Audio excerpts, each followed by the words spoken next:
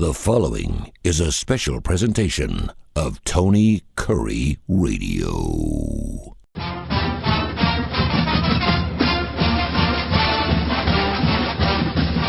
Hey, welcome back to another rousing rendition of the UAB Director's Chair. We call it that because he is in the chair. He's the UAB Athletic Director, Mark Ingram. I saw him a couple nights ago as the UAB hosted the Southern Miss Golden Turkeys. They got it done, won by 28, and because Clemson lost to Morehead State, they'll play another game coming up on Saturday. This Saturday, depending when you hear this podcast, hopefully we'll already have a win under our belts. Mark, how you doing, brother? Everything good?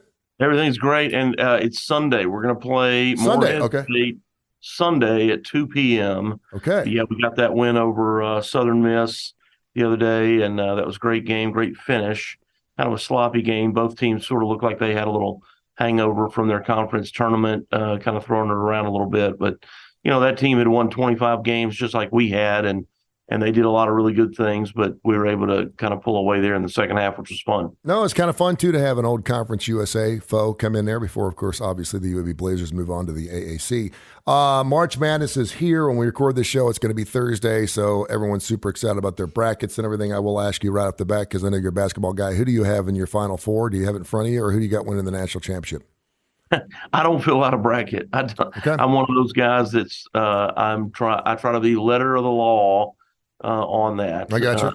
And I understand that. Certainly makes sense. You can fill out your individual bracket, but if you're in a bracket, more than likely there's some money involved there. But who do you like to win the national championship? Well, I've been impressed with the way Texas has finished, but Houston is powerful. If they can get, they've got one of their starters out with a groin injury, and I think they held him out of the championship game, which Memphis beat them in. I think they held him out of that game intentionally to rest him for the NCAA tournament. If he's back, boy, they look great. I think you're right. And I will throw out a little stat because I've been going through it. I did a Kiefer and Curry show. We talked all about March Madness in a show we did earlier this week, also on our podcast network. No team has ever come from a conference that had less than 4 bids, which means Houston in the AAC only had 2, and Gonzaga from the WAC only had 2. So you can pretty much write them off, which is hard to believe because both teams are playing incredibly well right now.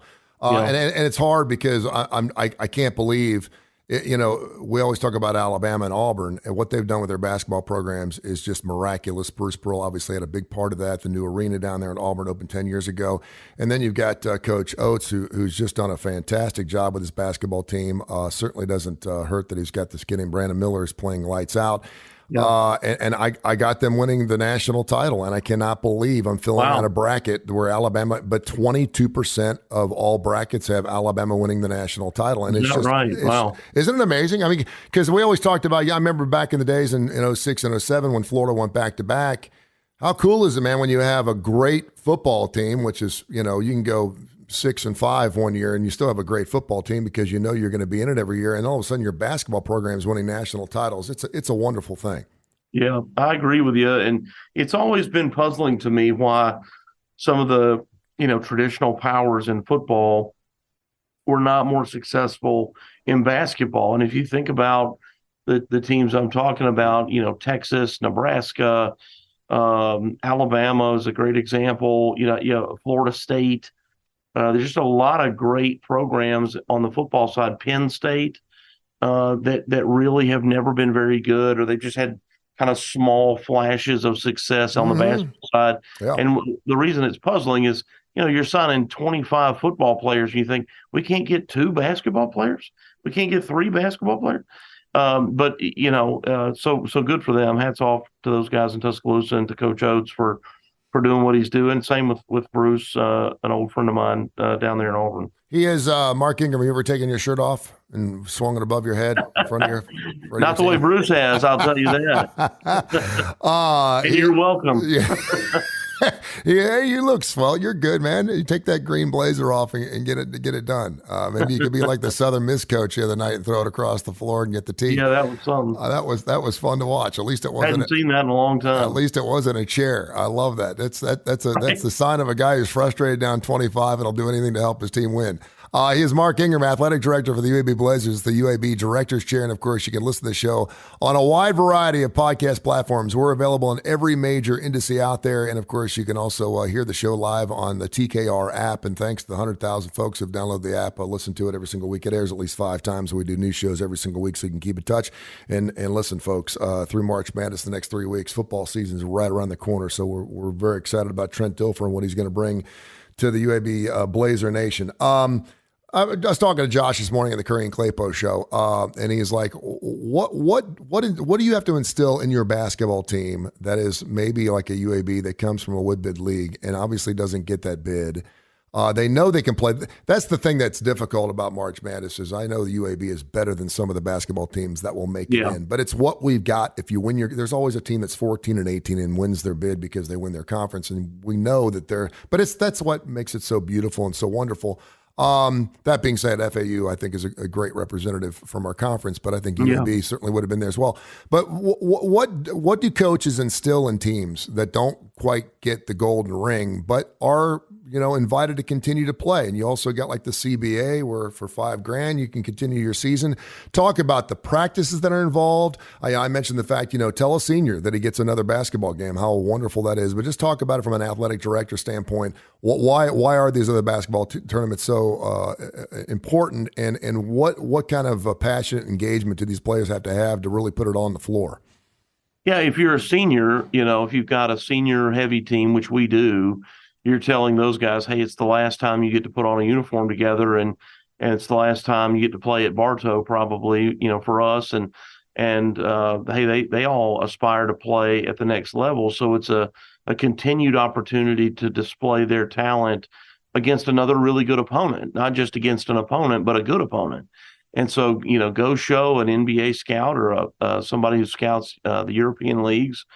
Go show them what you can do against another good quality opponent. And so that's one of the things you do. The other thing, if you're a young team, as a coach, you're looking at this as an opportunity to prepare for next season. These are games against quality opponents where you can play those young players and really see who is interested in stepping up, who is ready or appears to be ready headed into your off season. So there's a lot of value in it.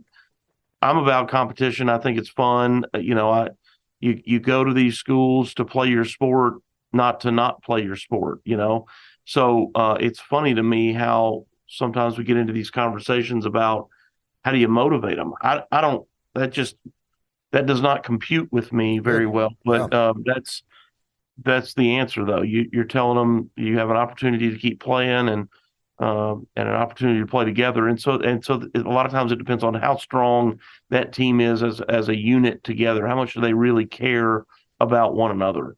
All right, so go out and enjoy it. And as long as the UAB Blazers continue to win, we'll be down there again. Check them out Sunday at Bartow Arena. Any chance as a 3 seed they get any more home games after this, or is this one that moves? Yeah, I think it's possible, but we now play the winner of, I believe, Michigan Vanderbilt. So odds are pretty reasonable that we may end up at one of those places if we were able to be fortunate enough to beat Moorhead, who we should not sleep on. And remember, they just beat Clemson at Clemson, so this is a good team. So I don't know if you got to watch that game, but they're a good team. Oh yeah, where would Mark Ingram rather vacation for 2 or 3 days? In New York, where the NIT used to be, or in Las Vegas, where it is now? Oh. Yeah, New York all day. Yeah. I love New York. I don't want to live in New York, but I love to visit. 2-3 days in Manhattan is pretty awesome. It is indeed. All right, he's Mark Ingram, a UAB Director's Chair. Great podcast, one of our most listened to podcasts we do on the Tony Curry Radio Podcast Network and Tony Curry Radio on the TKR app. You can check it out on both places.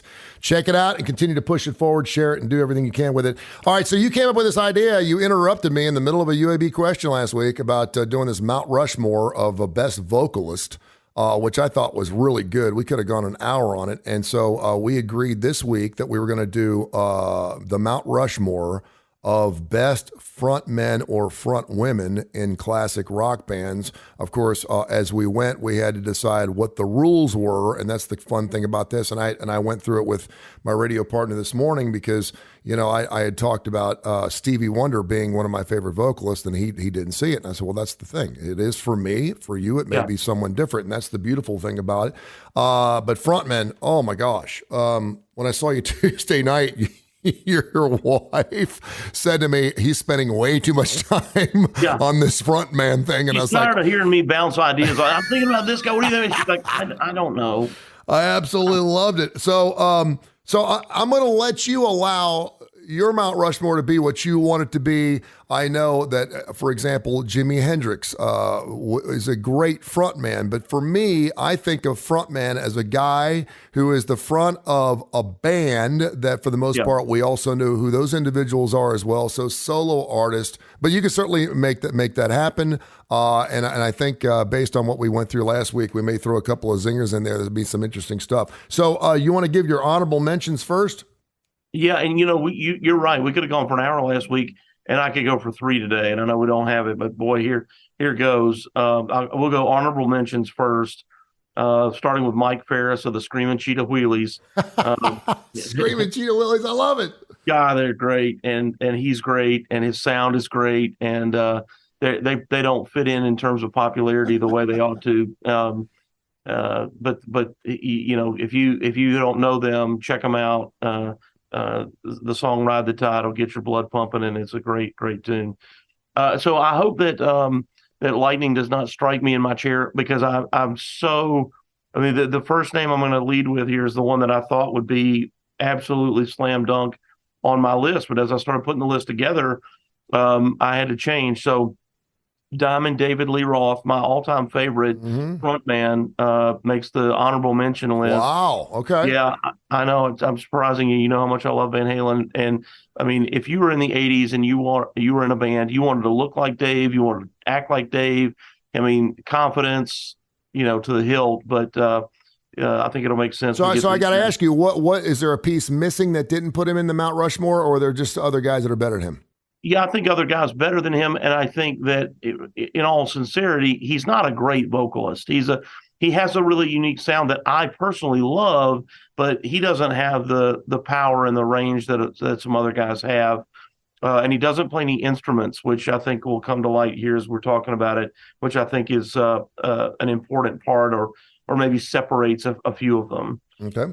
Another great frontman who I dearly love, and they're great live, is Axl Rose. He has a lot of range, plays the piano, which beautifully, which I think is important.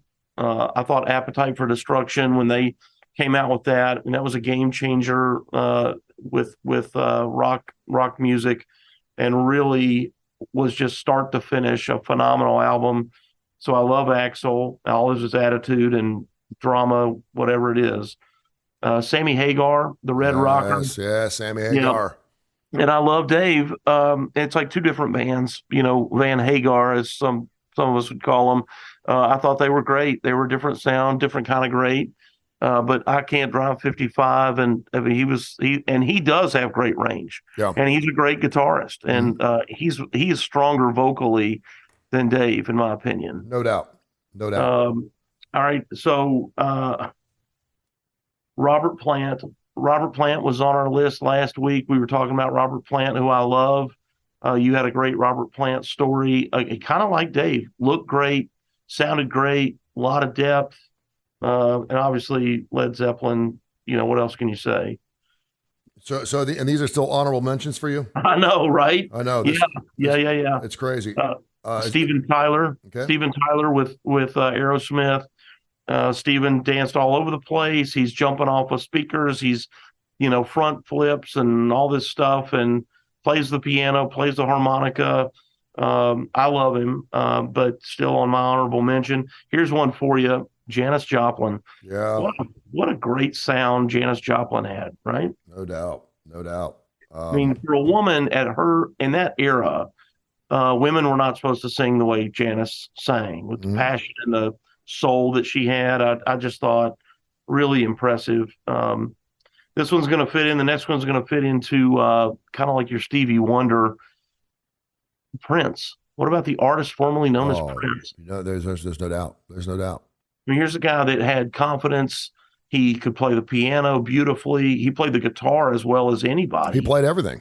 Yep. I mean, this guy was a musical genius and a beautiful songwriter, and saw him live, man. And saw him live twice. And he was better than about anybody I've ever seen.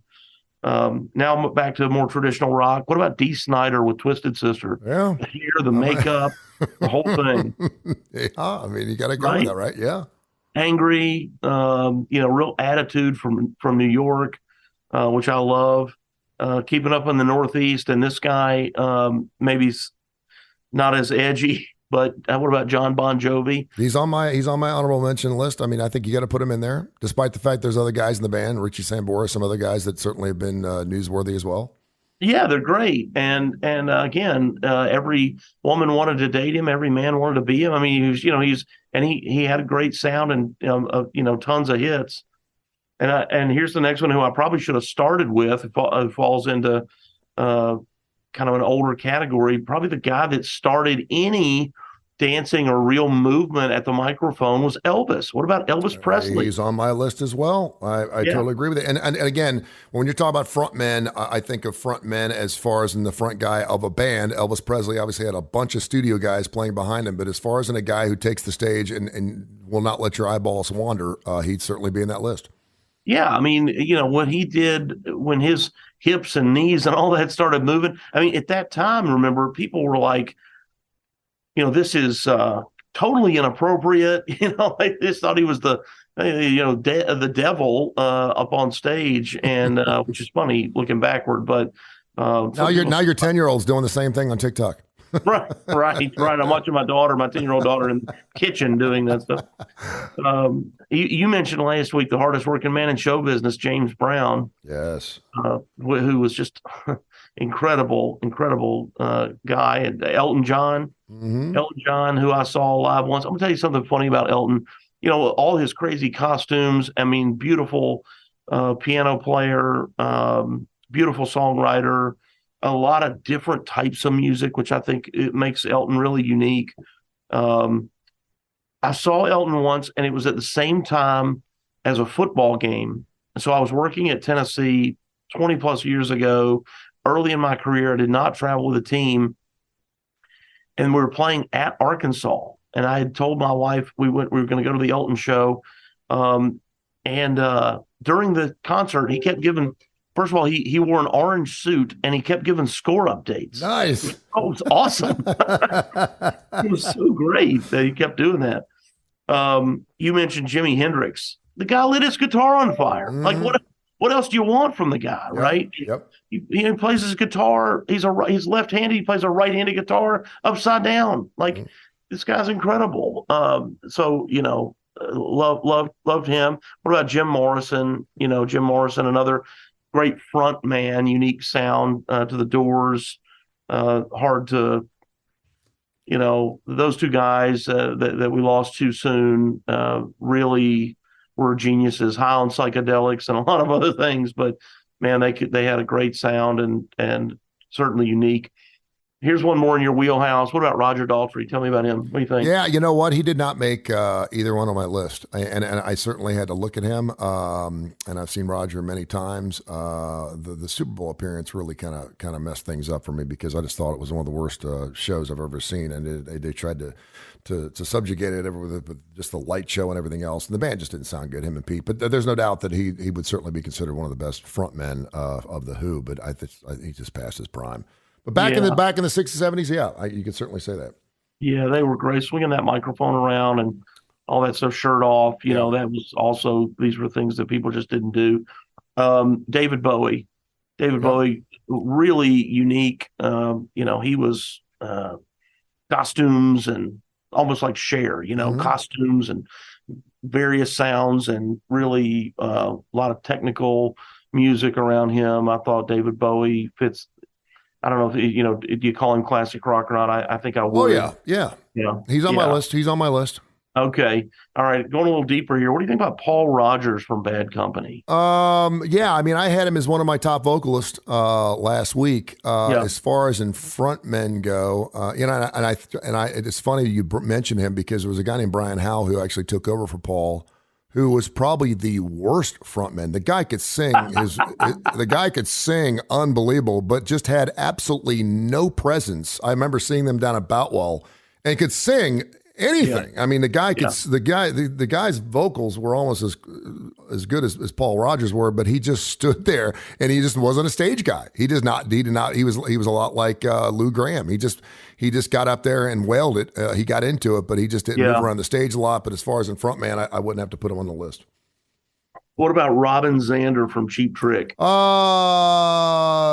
that's a B player for me. I don't need, obviously we could go through every singer. Is that because you don't love Cheap Trick or you didn't like him? No, I love Cheap Trick and I love Robin Zander, but as far as him being a front man, want you. When you got Rick, want me. When you got Rick Nielsen playing next to you, see, and that's the thing. Like Sammy Hagar and David Lee Roth, when you got Eddie Van Halen, and I'm going to give you a couple of mine here because we could go for hours on this. And these are my honorable mentions before we get into our final four. I got three more. All right, go. Go. Well, Debbie Harry. Debbie Harry's on my honorable mention. She is. And I don't think a lot of people look at her. Now, Debbie Harry used to be smoking hot. So she used to be someone. Well, she looked like a runway model. She did. Right? And she had that great sound, but she was a real rocker. She was. She's still rocking. Still rocking. Mm-hmm. Ian Asbury with the Cult. Okay. Yep. Mm-hmm. Last one. This is crazy. Blackie Lawless with Wasp. Wow. See that? I love these names you come up with. Right? They're crazy. You may be crazy. They were crazy. You may be the only guy out there that knows the lead singer's name of Wasp. I love that. That's great. All right. So I came with. What you got? I got Elvis on here. And I'm assuming the ones I have in my honorable mention that you did not mention are going to be on your Mount Rushmore. So I'm interested to see if that happens. Freddie Mercury, it's got to be known as one of the best frontmen ever, but did not make my final four. Rolling Stones' best frontman of all time is Bruce Springsteen. He is a guy that commands your attention. I'll never forget the last time they played the BJCC. They played for 3 hours and 15 minutes, and I knew 4 songs. I'm a classic rock guy. And didn't play 10th Avenue Freeze Out, didn't play Dance in the Dark. It was around Christmas. I thought maybe they'd play, Merry Christmas Baby or Santa Claus is Coming Down. And he only played 4. I went back. It was one of my top 5 concerts of all time. One of my top 5 concerts. I said that was one of the best shows I've ever seen. And then I went back to the set list and I knew only 4 songs or well. And you like that. I want to sing with him. I do too, but that's what made it so amazing. I mean, because he's such a great showman and he gives the ticket. He gives the ticket goer. He gives them their money's worth. He's like, listen, I'm going to play every song like it may be the last time I play it. Liberace, who I think is a great showman. I know that's totally out of left field, but if you're going to talk about a guy you can't take your hands off of or take your eyes off of, then it's going to be Liberace. There's a Freudian slip saying I can't keep my hands off Liberace there. My mom and dad used to go to Vegas every year to see him play. They said it was the best show they ever saw. Really? Elton John's in there. Bon Jovi's in there. I'm putting Robert Plant in my honorable mention. He is a great frontman. Had I been a little older, if I was in my 60s, he'd probably be on my Mount Rushmore, but I never saw him with Zeppelin live. Debbie Harry's in there. Michael Jackson, I think you got to put Michael Jackson in there just King because. David Coverdale. I've seen David twice. The guy can take a mic stick and do some strange things with it. I'll just put it that way. Yeah. He was unbelievable. And again, when I think of frontmen, I think about guys who are with a band that's been together for a long period of time. The pieces aren't interchangeable. And the most important thing is I can't take my eyes off these people. Like even if you've got a Keith Richards beside you, I can't keep my eyes off you. I know you're going to think I'm crazy. James Taylor. He commands your attention when he gets up on stage. There's not a person in the arena, 100,000 people that aren't looking at every single smirk, every little lilt in his voice. You're right. James he sits Taylor, on that stool and just goes at it. He does. So I'd have to put him on there. And I think that's pretty much all of my honorable mentions. And you mentioned the Elton John show. I saw the Elton John Billy Joel show, which was just too much for me. It's like having the best chocolate cake in the world and someone putting a big dab of whipped cream on top. It's like, I don't need it. It was just too much. I'm glad I went to see it. But to have 2 masters on the stage at the same time, unless it was, longer than 6 hours, I wasn't going to enjoy it. So, all right, your Mount Rushmore, your top 4 frontmen of classic rock. Give me your number 1. All right. These are in no particular order. Okay. So the first one, who's really not a great singer, and I don't think that they're great songwriters either, but they're maybe the best showman, and that's Paul Stanley of Kiss. Oh, yeah. Right? You got smoke, you've got fireworks, you've got explosions, you got Gene Smith hooked to a cable flying around. He's breathing fire. He's got blood pouring out of his mouth. But Paul Stanley, the front man, who's leading all of it, I think it's as much about Kiss, and just when I think about classic rock, they're right at the heart of it. Now, before you sit there and say that he is not a great singer, and I don't even know if you know this is available, but Paul's got another band called Paul Stanley Soul Station. And Josh and I listened to it about a year ago. Please, after we're done doing this podcast, go pull up Paul Stanley's Soul Station. Sure. He does covers of all these souls and blues songs. He can sing his ass off. I cannot believe that this is the same dude that's singing Lick It Up. I mean, seriously. Is that right? Yeah. It's unbelievable what a great singer he is. What's your second one? Okay, well, you mentioned the Rolling Stones, Mick Jagger, and they're still performing too. But what's funny about Mick Jagger is if you look at what he's doing, like how he dances, he's dancing around like a chicken. His lips are poked out, like it's almost like you're like, this is a joke, right? Yeah. But he has so much confidence that he makes it cool. Yep, he does. And he's got a great sound. And but if you went up, it would almost like, like you're trying to be comedic. If you or I tried to go up and mimic what he does, everybody would just laugh at us, laugh us off stage. But Mick Jagger is so cool, and he's so confident, he's doing it. And everybody's like into it. That's what I think is amazing about Mick Jagger. That's it. Number 3. Iggy Pop. Mm-hmm. Iggy Pop is a nut. And you can like the music, you can not like, and of course it's punk rock, and so that may not fit into the classic rock category, but it's the right time period, right? Yep. And I thought Iggy Pop, also like a lot of these names we've listed, even on the honorable mention list, Iggy Pop really changed the way people listen to music. He changed the way people thought about their stage presence, and he was just wild and insane when Iggy Pop, hit the scene. Okay, and your final one? Last one, man, Bruce Dickinson, Iron Maiden. Wow. This guy has got a voice as good as anybody.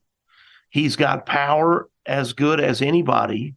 He's all over the place. He's in costumes and masks, and he's jumping up on the speakers and jumping off the speakers, and he's running all around. And not only that, the guy flew the 747 to get the band there. Did you know he was the pilot of their plane? Yes, he was. Yeah, there's no doubt. He's still doing it. He's still doing it. And so, yeah, I mean, Iron Maiden is so incredibly popular in Europe and in Asian countries, Japan.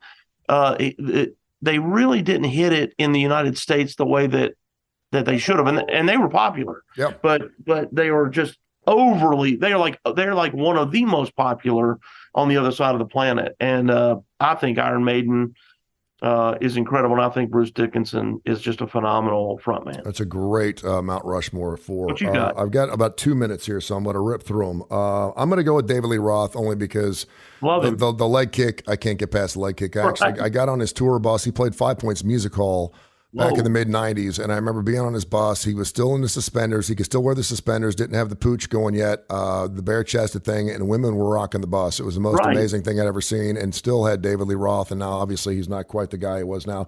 I'm going to go with David Bowie. I've seen him a couple of times. Commands your attention. You never know what he's going to do. You never know he's going to move.